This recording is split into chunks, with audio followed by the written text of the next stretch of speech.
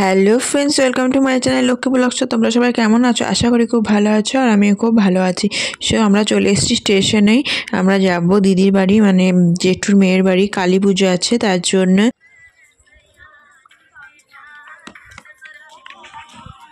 So আমরা যাচ্ছি তিনজনা, আমি, মিষ্টু আর ওর মা। দেখো আমরা ট্রেনে উঠে পড়েছি, আর তোমরা ভিডিওটা দেখতে থাকো।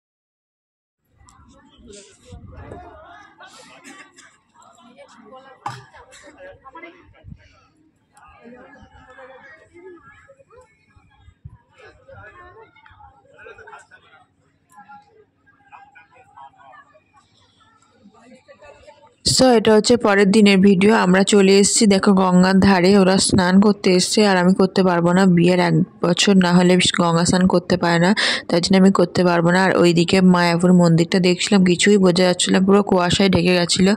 তারপর চলে এসেছি বাড়িতে, আর বাড়িতে এসে খেয়ে নিচ্ছি পরোটা আর তরকারি। আর আমরা দুজনে খেয়ে নিচ্ছি, ওরা সব উপোস, ওরা কেউ খাবে না কো, তার জন্য।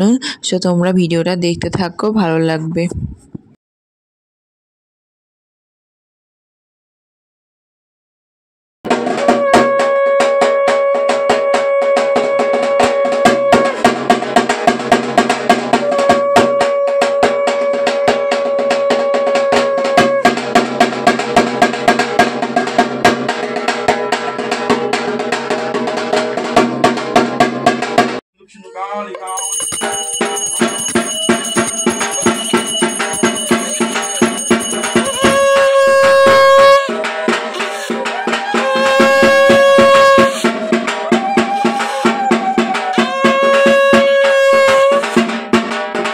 সো দেখো পুজোয় বসে পড়েছে, আর আমরা সব রেডি হয়ে বসে আছি, পুজো দেখছিলাম।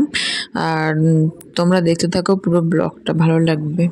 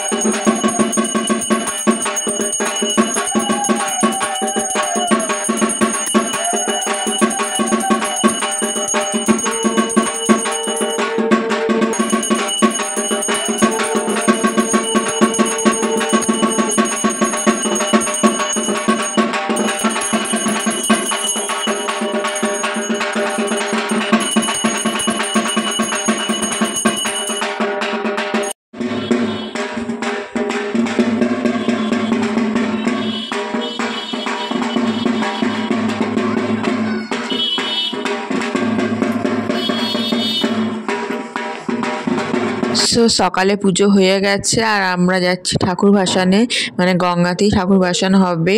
এই কাছি, দিদির বাড়ি থেকে কাছি গঙ্গাটা, তার জন্য আমরা হেঁটেই যাচ্ছি। সো 2 দিন পর আমাদের বাড়িতে পুজো, কালী পুজো। আর এখন আমি তো পুরো ঘুরে ঘুরেই বেড়াচ্ছি। এরপর যাব আমাদের বাড়ি সিঙ্গি যাব, আর তোমরা দেখতে থাকো।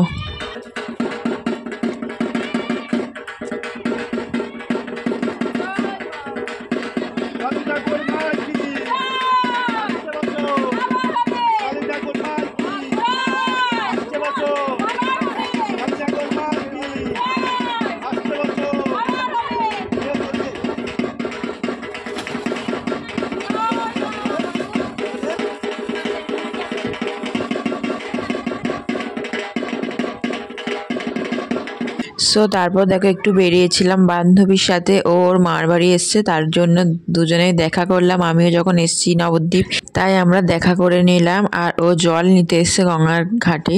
সো আমরা আবার এসছিলাম, আর এই দেখো এখন মায়াপুরের মন্দিরটা দেখা যাচ্ছে। সকালে তো দেখাই যাচ্ছিল না, পুরো কুয়াশা ঢেকে গেছিলো। তারপর এসে একটু সমাজবাড়ি ঘুরতে। সো এখানে মন্দির এখন বন্ধ আছে। ভিডিওটা এখানেই শেষ করলাম। ভালো লাগলে like, comment, share and subscribe করে দিও। দেখা হচ্ছে পরে ভিডিওতে।